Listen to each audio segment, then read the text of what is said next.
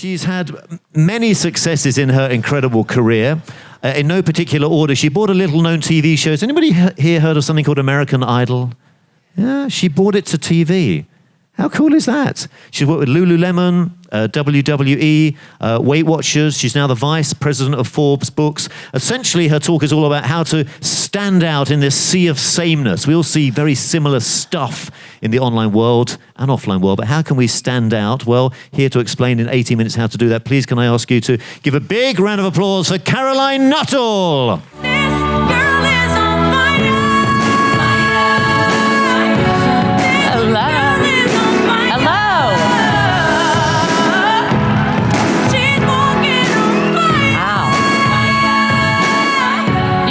What gives me anxiety? Just like real shortness of breath, heart palpitation, honest to goodness anxiety. The toothpaste aisle. Who's with me? Can somebody please explain to me why the toothpaste aisle looks like this? They're all the same. I feel like I'm in Crazyville, right? I mean, they all have nice brands. They all have the same ingredients. They all promise a minty, fresh goodness and a nice, bright, white smile. As a consumer, it drives me crazy that I have so many choices that are exactly the same. And if I'm a toothpaste, I'm thinking, how on earth can I possibly differentiate in this sea of sameness? The thing is that this day and age, I hate to be the one to have to break the news, but we're all toothpaste. We all have a good brand, right? And I don't care whether your logo has a swish through it or a circle or a water drop. These are all different industries, right? They're all the same.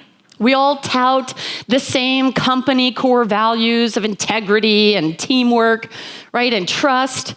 We all have good websites and UX and UI. We're all on social media. And again, I don't care whether you're in entrepreneurship or real estate or dentistry, it all looks the same. I think we can agree that we are living in a highly commoditized market when Google shows us 4 billion search results in one industry. And let's say in this instance, you are a software company. And some of us are getting hip to this fact. And so what we're doing is we're leaning into our authority, our expertise, really positioning ourselves as experts in the field. But even this is becoming highly commoditized because Google says, look, when you search for the world's leading software expert, there's almost 700 million of you. And again, I don't care what industry you're in. If you are an expert in essential oils, well, wonderful. There's 98 million others of you. And for fun, I actually looked up 2 of these guys who are listed on this page, both Robert Tisserand and Jim Harrison. And so here's Robert. And Robert is positioned as one of the world's leading experts in aromatherapy. Right? He's got a blog, he's got education, he's got books, he's doing everything right. Okay, this guy looks good. Then I looked at the other guy, Jim Harrison. Jim Harrison is also a master aromatherapist, and he also has a blog and education and books. It's why everything we're doing still looks the same. It's why our advertising looks the same, even when we're trying to be clever. It's why our speeches are all the same. How to improve conversions, how to socialize B2B content, 5 ways to enable sales teams. I would argue that any speaker who stays in this commoditized industry of Expertville just becomes the dreaded stock speaker. Right? Like nobody uses stock photography anymore because it's all the same and it lacks authenticity and vision.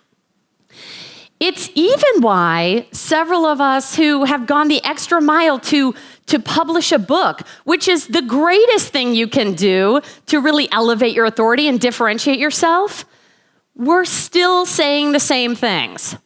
I literally saw all of these books next to each other on a book stand, and I thought, first of all, one, do we have an aggression issue or what? And two, these are all different authors in different industries, and we are all saying the same thing. We are all toothpaste. We are essentially small fish in a big pond. And all the marketing we're doing, it's just amplifying our sameness. Because of this, marketing is futile. I would argue that it is wasteful at best and detrimental, destructive at worst, because it's just showing how alike everybody else that we are.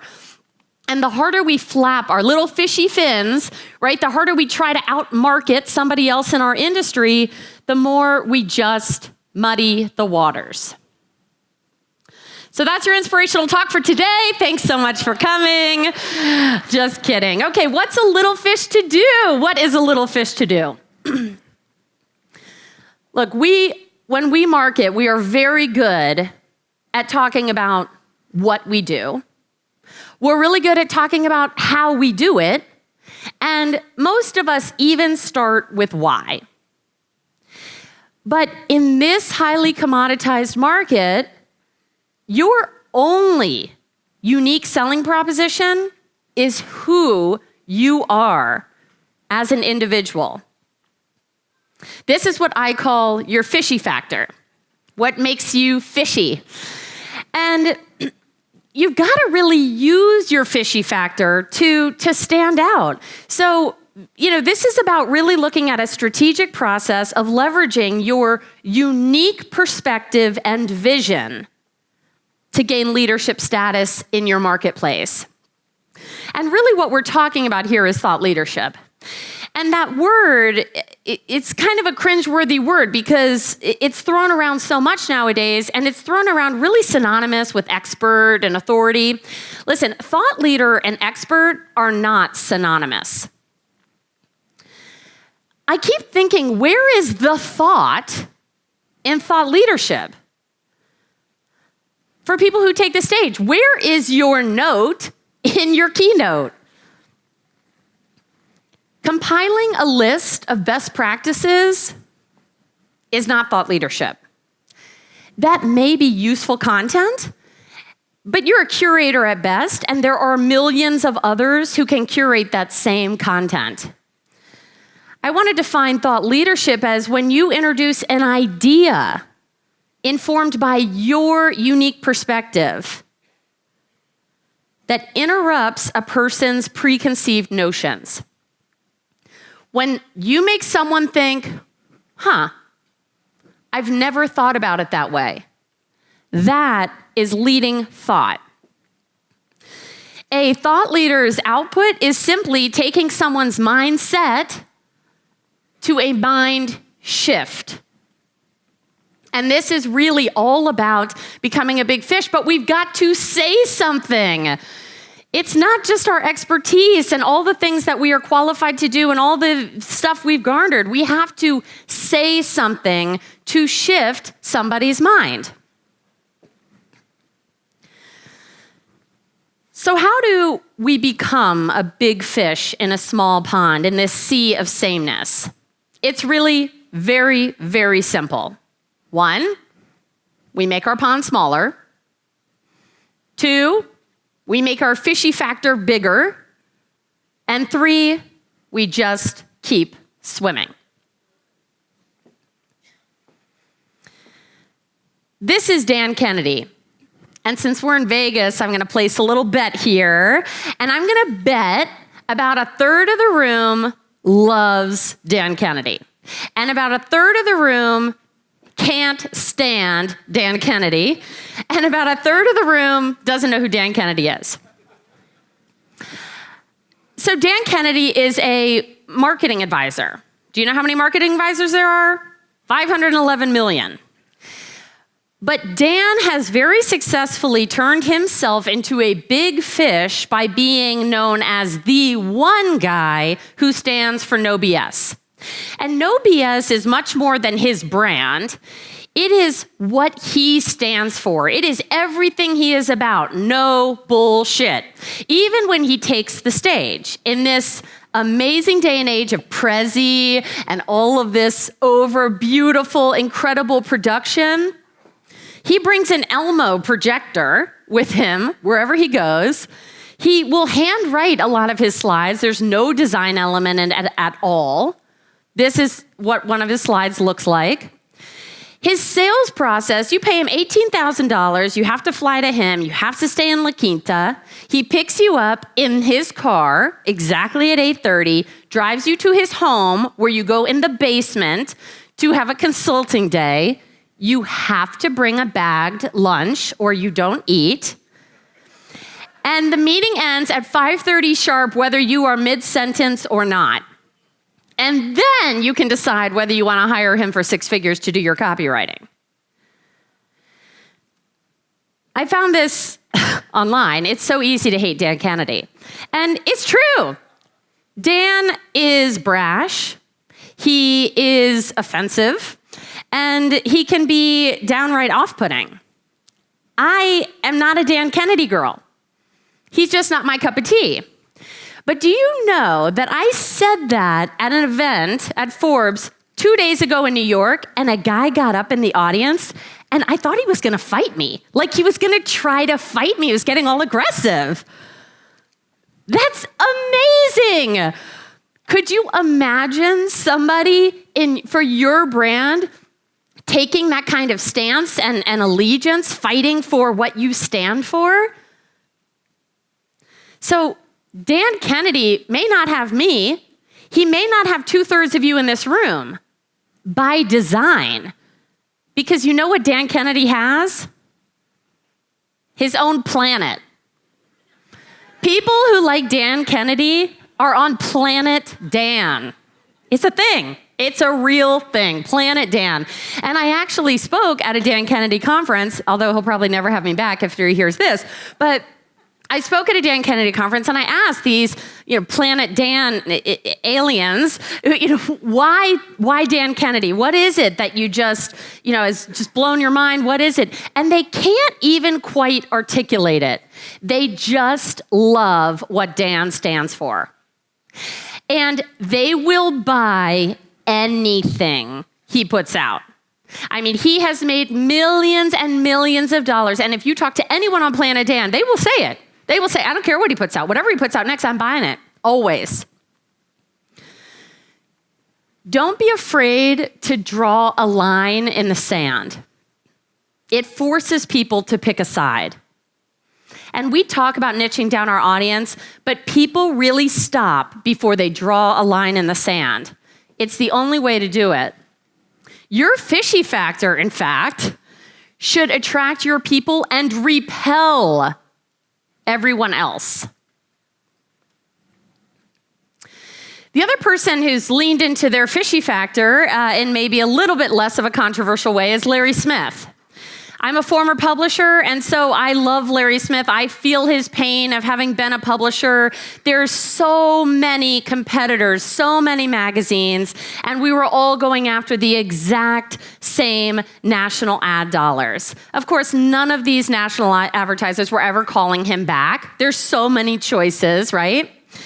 So one day, Larry heard a legend that Ernest Hemingway was once challenged to write a novel in 6 words. To which he wrote, "For sale, baby shoes, never worn." And he thought, wow, this is really cool, and I love the essence of this, and just drilling down to people in 6 words. And so he put out a challenge to his readers and said, hey, why don't you send in your 6-word story, and we'll get some user-generated content out of it. Well, the next day he came in, and he had 7,000 emails, which was a lot for him. And one email was from these 2 guys, Jack Dorsey and Biz Stone, who had just started a little startup called Twitter, and said, hey, let's partner to do this 6-word festival. So Larry's like, wow, this is the most successful thing I've ever done. This is the most attention I've gotten for something. So he leaned into it. He branded it. He branded it 6-word memoirs, a project from Smith.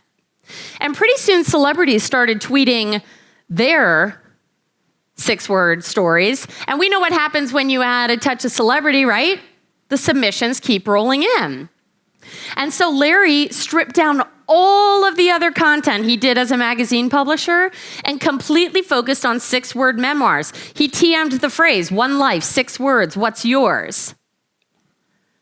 And all those national advertisers who would never call him back because he was one of many now started calling him because he was the 6-word memoir guy. And they started partnering with him. Mini Cooper, Honest Tea Company, huge ad campaigns. And Larry thought, how can I take this further? He started going to schools all around the country and encouraging kids to write their 6-word stories. This was one of my favorites. It's an important lesson, folks. Very important lesson. And he thought, how can I take this further? And so he started launching live events where he would invite readers to share the stories behind their 6-word stories. And then he thought, gosh, how can I take this even further? Products. Of course, products, the passive revenue we all want to, we all love and want. T-shirts, calendars, ex-wife and contractor now have house. January 3rd is a bad day for somebody. Board games and books. Oh my gosh, so many books. These books, it's unbelievable. 6-word memoirs on love and heartbreak, on work, on Jewish life, on immigration. I mean, he can niche these out as far as they'll go, and it's all user-generated content. The simplicity is astounding. Now Larry travels the world, inspiring people and talking about how he sparked a global phenomenon with 6 words. Look, we all fall in love with our content, with our expertise, with all the things that we can do, that we've built our career doing, but we have got to simplify, to magnify your fishy factor. What makes you truly unique, your unique perspective, and then go all in. Go all the way with it. It is your only differentiator. It's the only thing that cannot be commoditized. So now what? We know marketing is futile because we are all toothpaste. I'm going to start a support group. Hello, I'm Caroline, and I'm toothpaste. Therefore, marketing is actually really simple. All of your marketing must do one of only 3 things. It must make your pond smaller. It must make your fishy factor bigger. And only then, it must accelerate your rate of swim. It must take it all the way. If any marketing you're doing right now does not do one of these 3 things directly, just say no. In the highly commoditized world that we live in, it has never been more important to drop your pin. Plant your flag. Say something. And become a big fish. And look, I work with, at Forbes Books, I work with so many CEOs and entrepreneurs all over the world to help them find their fishy factor and build big personal brands around it and launch books and speaking platforms. And without a doubt, always the very first initial hesitation is always around, but I'm not driven by my ego, right? I don't want it to be about me. The truth is, ultimately, it's not about you. It's about them. It's about the impact you have on your pond's entire ecosystem. Your mission-driven thought leadership is your service. So, the best way to start your journey is to ask yourself one question. In the great words, great lyrics of Fun's Some Nights, what do I stand for? I'm Caroline Nuttall. Thank you so much for having me. I appreciate it.